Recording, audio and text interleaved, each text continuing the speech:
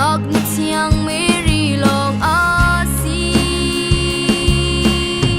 hoi kom dot u le nau na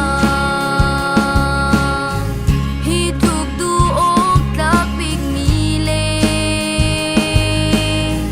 bat chen chim mi ngaknu thiang zeri lawin kan sual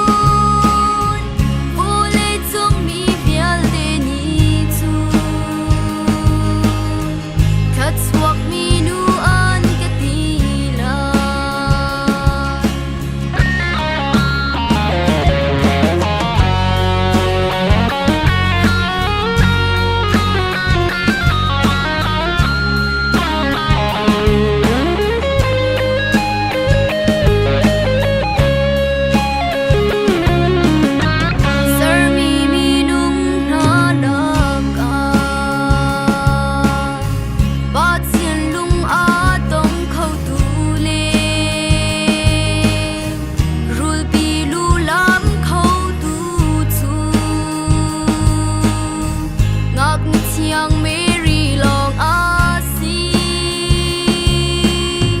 hoi kom dot u le nau na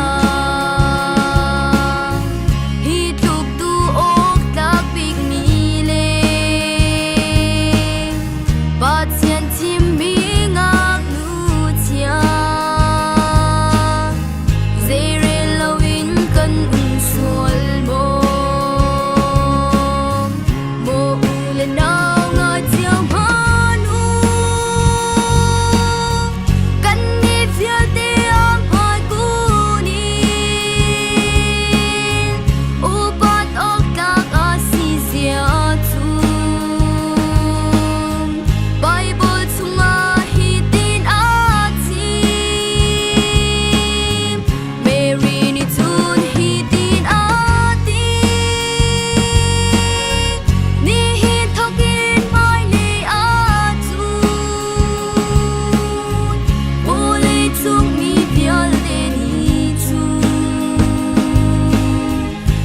chuộc mi